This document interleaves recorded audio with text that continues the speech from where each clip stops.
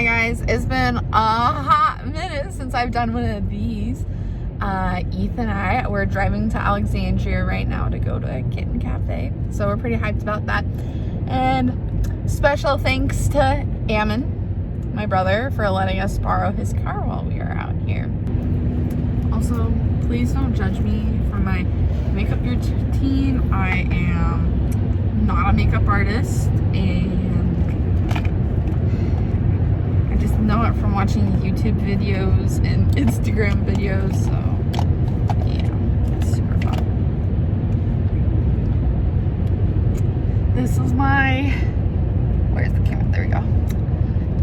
30 ASS friggin' primer, but I love it. It makes my skin so smooth. I don't know if it actually does anything for me, but I do it because, I don't know, out of habit. Oh yeah. That's stuff.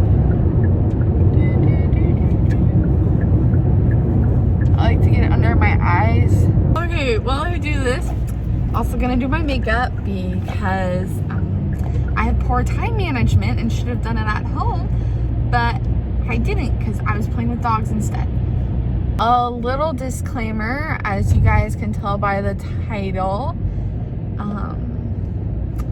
these are just some things that make it hard to live in Utah, but not everything about Utah is horrible, and not everybody is gonna have the same experiences, and this is just my opinion, so don't come at me and say, oh no, Utah is the holy land, it's so great. Don't come at me with that because I don't want to hear it. So just my personal experiences and opinions, and you don't have to agree with them. Another thing that really sucks about living in Utah is that there's always construction. Always, 24/7. Everywhere. Like, I swear they're redoing roads, the same road over and over and over again. It's crazy. And it doesn't help that people in Utah don't know how to drive. Like, I wish I was exaggerating. They're crazy. And a lot of them drive trucks because I'm not going to get into that, but a lot of them drive trucks. And so I drive a Prius and it's horrendous.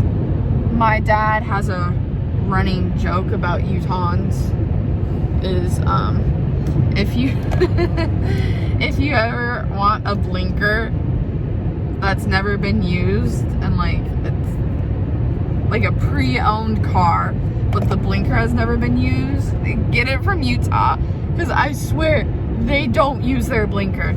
Ethan and I are shocked when we're on the highway and somebody uses their blinker and they have a Utah license plate. We just think that's insane. The next thing about Utah is probably going to be very controversial. So in Utah, it's a very high density numbers of Mormons or members of the Church of Jesus Christ of Latter-day Saints, and you would think that's great. You would think that everybody would really try to be Christ-like and be like, oh yeah, this is so good or whatever, but it just turns into a really weird culture. How do I describe it without... Ethan, how would you describe it? Well, it's like the childlike, playful innocence of Disneyland. I should say the ignorance of Disneyland, but mixed with a passive-aggressive, normative culture that desires that everybody fit in their mold, which sort of just ends up looking really weird to outsiders. Now, I'm sure I'll get the question, Sammy, why are you living in Utah if it seems to be your own personal hell? Well, it's not by choice, believe it or not. So Ethan and I were both at BYU, Idaho.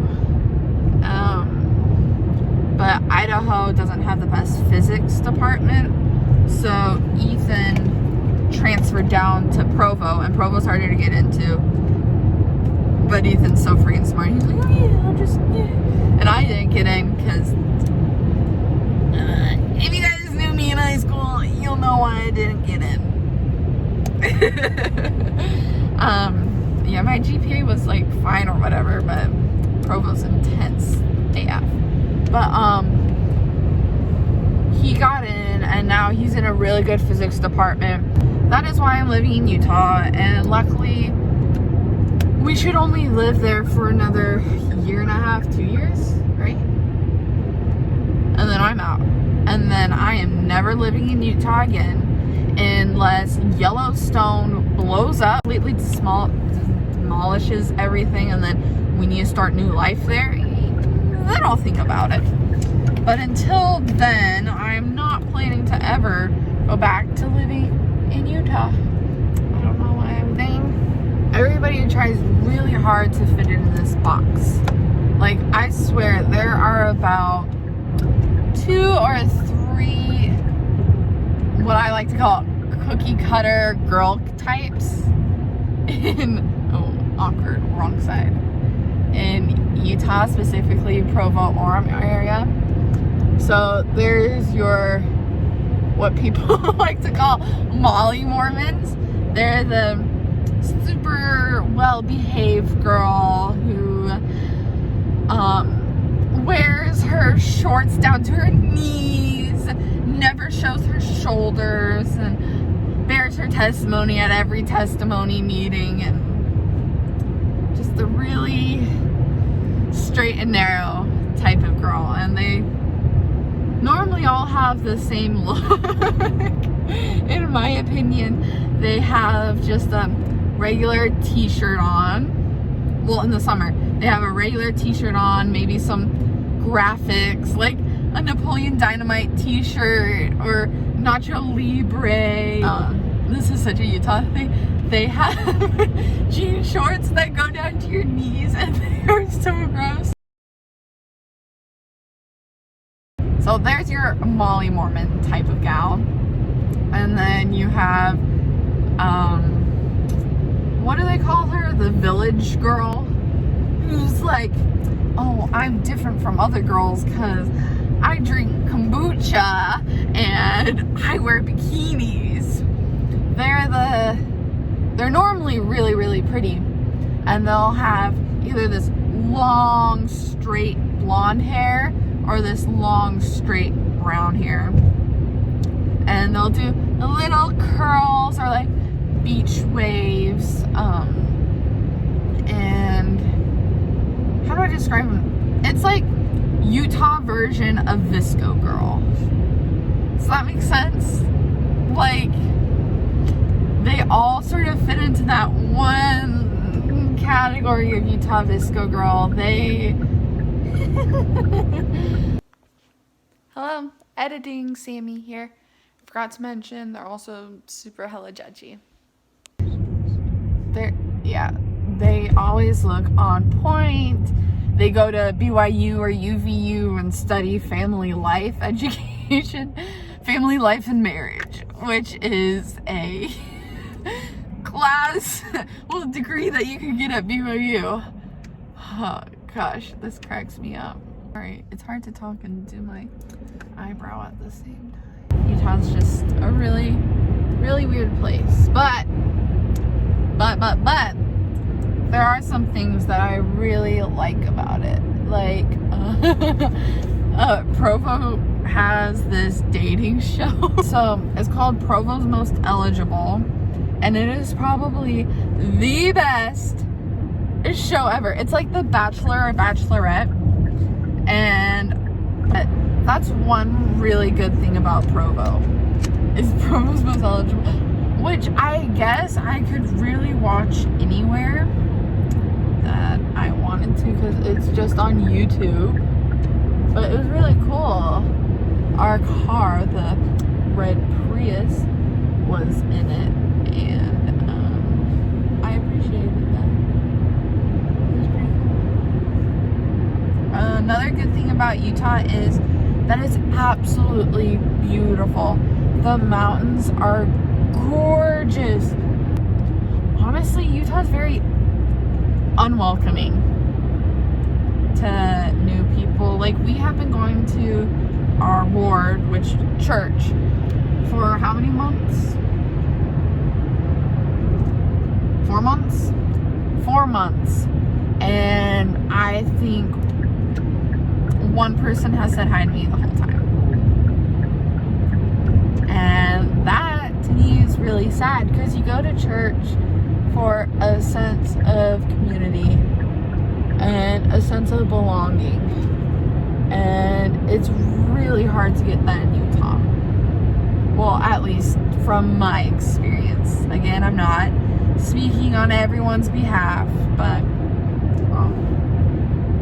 there are some people who think that, oh yeah, I'm gonna move to Utah and my kids are gonna be so happy there because everybody is LDS and it's just all good morals and stuff, but they're not gonna be happy. No, they're not. They're gonna be miserable. And I wish people knew that. Don't do it. Just don't do it. In conclusion, in my opinion, please, please, please think twice about moving to Utah. It is not all that is cracked up to be. I don't like it. And I don't know why so many members of the church are like, oh yeah, let's move to Utah. It's not fun. But again, just my opinion. I know other people who have moved to Utah and loved it and thought it was great. Don't know what kind of drugs they were on. Can I get some? What? Can I get some? No, I don't do drugs. And I'm sorry if I offended some of you guys. Well, actually, no, I'm not sorry, because I'm speaking my truth. You can tell me if you agree or disagree with me in the comments. Thanks, guys. Bye. Hey, if you guys are still here, thank you so much for watching. I appreciate it. Don't forget to like and subscribe. Bye.